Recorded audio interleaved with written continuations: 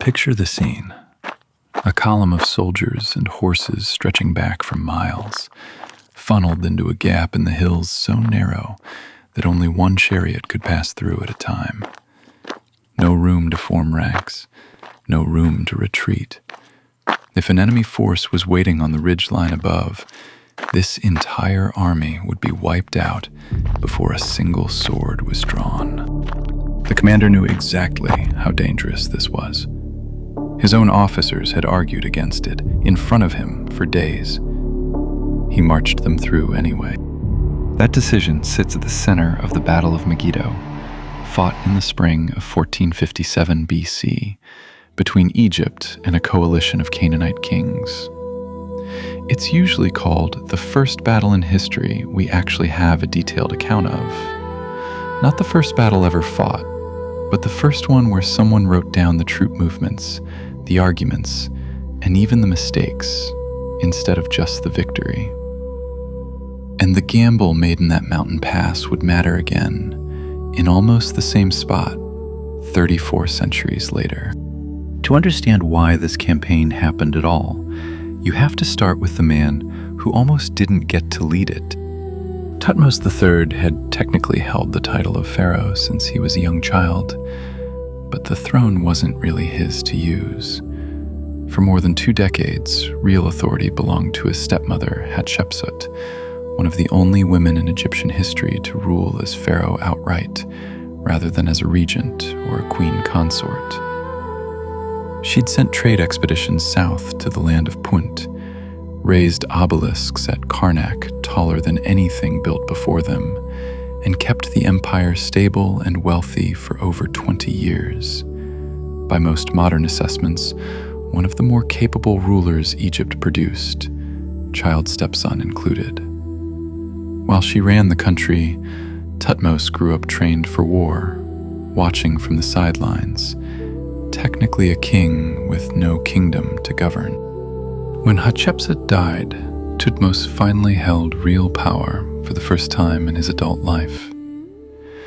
Decades later, many of her monuments would be defaced and her name chiseled off temple walls, and historians still argue about exactly why and when that happened, and how much of it was personal resentment versus simple political housekeeping. But that's a separate story for a separate video.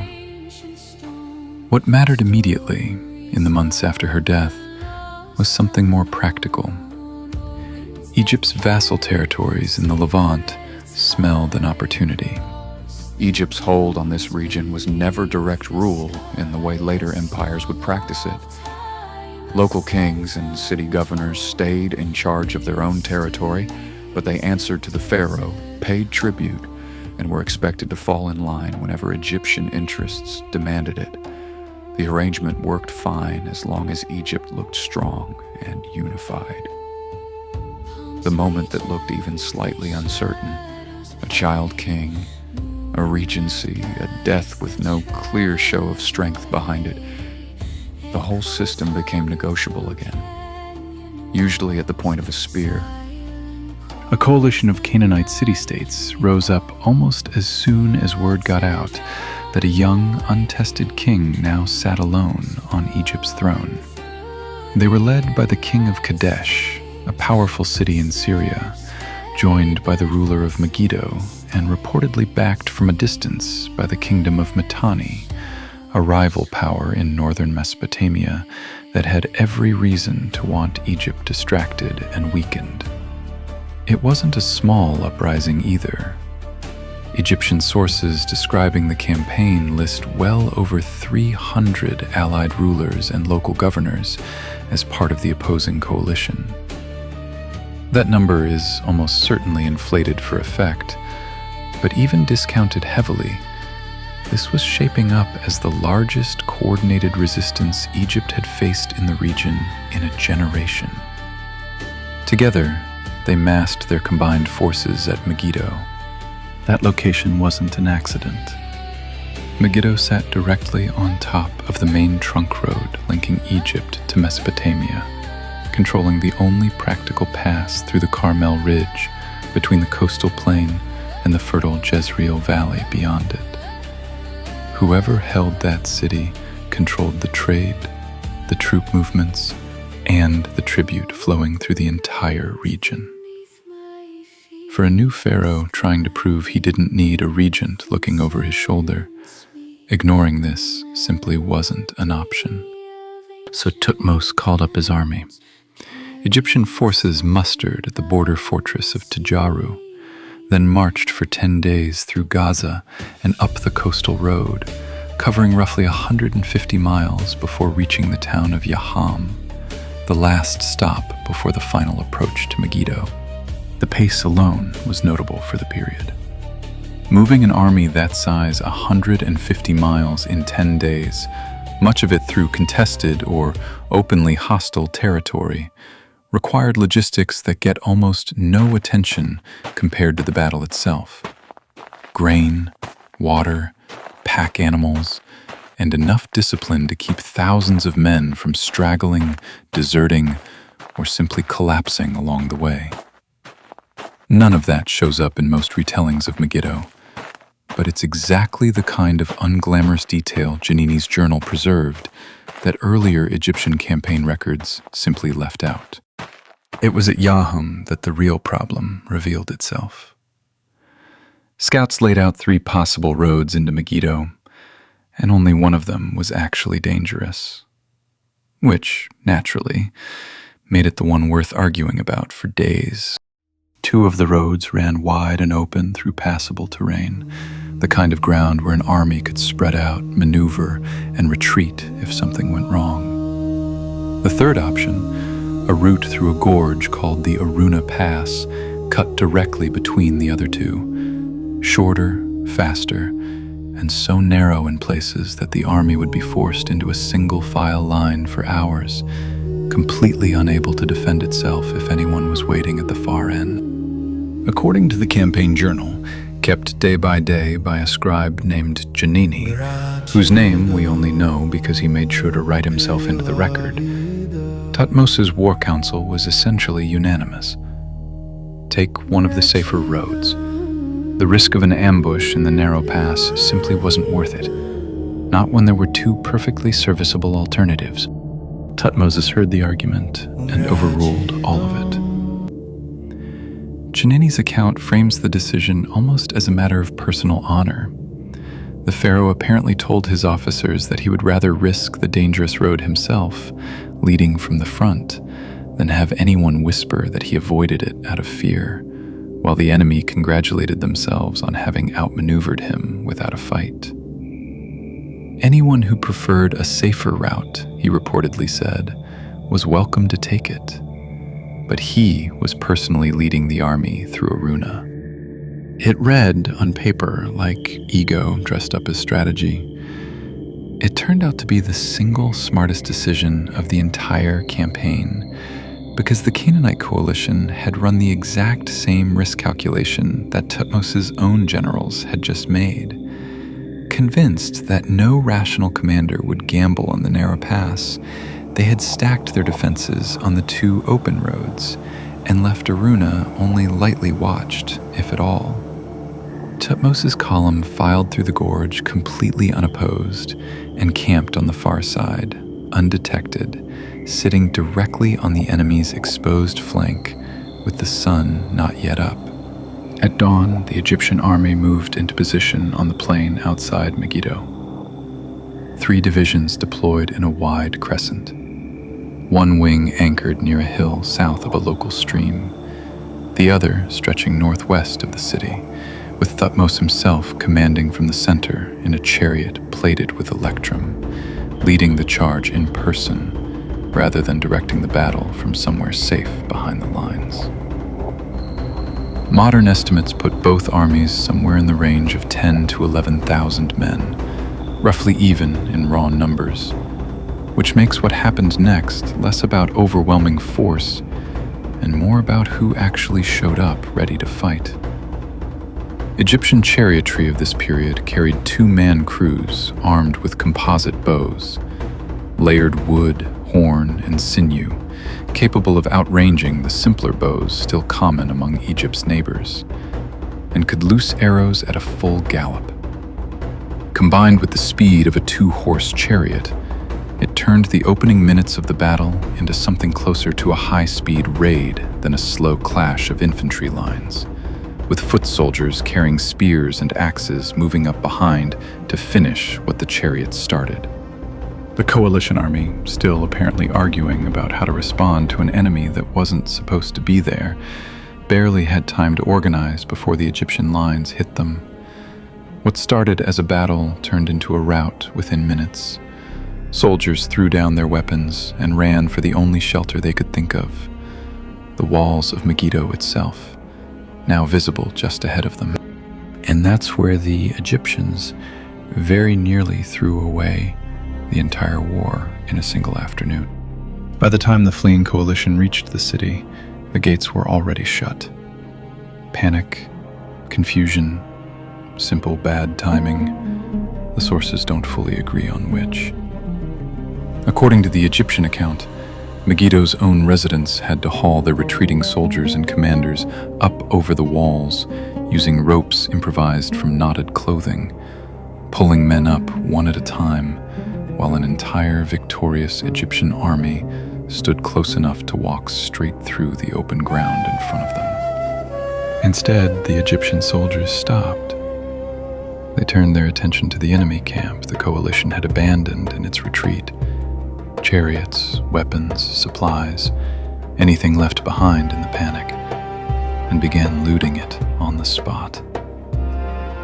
By the time discipline was restored and someone remembered there was still a city to take, Megiddo's walls were fully manned and its gates were sealed shut. Thutmose, according to his own scribe's account, was furious. He's recorded as telling his men that capturing Megiddo in that single moment, while its defenders were still scrambling up the walls on knotted rags, would have been worth more than every other gain of the campaign combined. That letting the city seal itself shut was, in effect, like winning a war and then handing back the only prize that mattered. Because of that delay, what should have ended in an afternoon instead became a siege that dragged on for roughly 7 more months. The Egyptians settled in for the long version of the war. They built a timber wall encircling the city to cut off any resupply or escape, and Egyptian sources describe naming the structure with a phrase essentially mocking the Canaanite forces now trapped behind it. A small, petty detail that somehow survived 3,500 years of history. 7 months is a long time to sit outside a single city, and the Egyptian sources are almost proud of how uneventful that stretch was. A static camp, resupplied steadily from the surrounding farmland, while inside the walls, food ran out at a far less leisurely pace. There was no dramatic final assault, no breach in the wall. Megiddo simply ran out of food, and then out of options. The terms were notably less brutal than you might expect from a campaign that had just spent 7 months encircling a city out of spite over a missed opportunity. Rather than executing the defeated kings, Thutmose pardoned them, on the condition that they swear renewed loyalty oaths and pay tribute. He also took something else back to Egypt with him: the sons of the defeated rulers, who would be raised at the Egyptian court rather than at home. It was a quiet, long-term strategy disguised as generosity. The next generation of Canaanite princes would grow up Egyptianized, with personal ties to the pharaoh's household, far more likely to remain loyal once they inherited their father's thrones. Later Egyptian rulers would reuse the same trick for centuries. The material haul alone was staggering for the period. Egyptian records list more than 900 captured chariots, thousands of cattle and sheep, hundreds of suits of armor, and hundreds of prisoners, alongside the city's stores of grain, which Thutmose ordered seized for his own campaign needs going forward. The victory secured Egyptian dominance over the Levant for generations, and helped push the Egyptian Empire to its largest territorial extent in its entire history. But none of that plunder is really why this particular battle still gets talked about, more than 3,000 years later, on a platform that didn't exist until about 20 years ago. It gets talked about because of what Canaanite decided to write down, and how he chose to write it. His day-by-day journal from the campaign was later carved in full detail onto the walls of the Temple of Amun at Karnak, where it survives to this day as the Annals of Tutmosis III. Earlier Egyptian rulers had recorded their wars in the usual ceremonial style: vague claims of divine favor, enemies trampled underfoot, no real specifics required. Canaanite's account reads almost like an actual field report. Exact troop positions, terrain descriptions, open disagreement between officers, and most strikingly, an honest admission that the army had blown its decisive advantage by stopping to loot instead of finishing the job. It also itemized things no royal inscription had ever bothered cataloging before. Specific furniture taken from the Prince of Megiddo's personal quarters, down to an inlaid ceremonial chair, alongside exact grain counts, livestock totals, and bronze and gold vessels tallied one by one. It reads less like propaganda and more like a quartermaster's inventory that someone later decided was impressive enough to chisel onto a temple wall. Historians generally consider it the earliest detailed and reasonably trustworthy military record that has survived from anywhere in the ancient world. A strategic write-up roughly 3,000 years before anyone coined the term. And the location itself never quite let go of its reputation. The Hebrew name for this hill, Har Megiddo, meaning Mount Megiddo, was later transliterated into Greek and became a word that's instantly recognizable today: Armageddon. The same patch of ground that hosted the first battle we have real, detailed evidence for would go on to become, in the Book of Revelation, the staging ground for the very last one. A strange bit of geographic continuity that nobody in 1457 BC could possibly have intended. The strangest postscript, though, came in 1918. British General Edmund Allenby studied this exact campaign before launching his own offensive against Ottoman forces holding the same valley during the final months of the First World War. Facing the same geographic choke point Thutmose had faced 34 centuries earlier, Allenby sent the bulk of his cavalry through the same narrow defile, betting on a version of the same logic: that an entrenched defender, confident no one would risk a bottleneck like that, would leave it thin. It worked a second time. The breakthrough came at a moment when the wider Ottoman position in the region was already fraying. Supply lines harassed by Arab irregular forces further east. Command stretched thin across multiple fronts.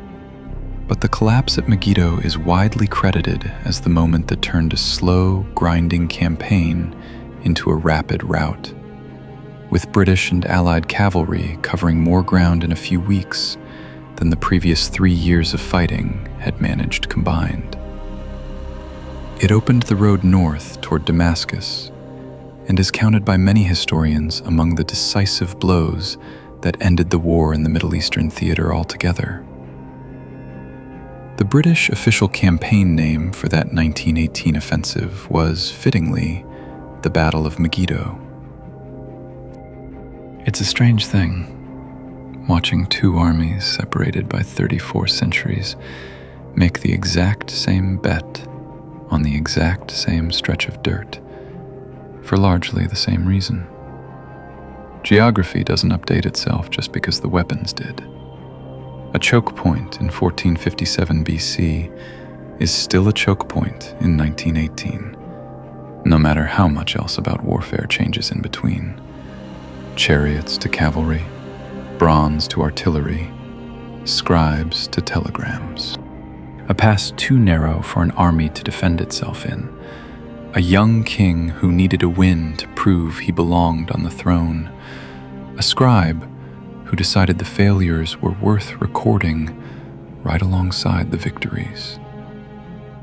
34 centuries later, the terrain hadn't forgotten the lesson it had already taught once, even when the people fighting on it needed to learn it twice. If this one was worth your time, subscribe for more of history's earliest, strangest, and most overlooked battles. And drop a comment with the ancient conflict you'd want covered next.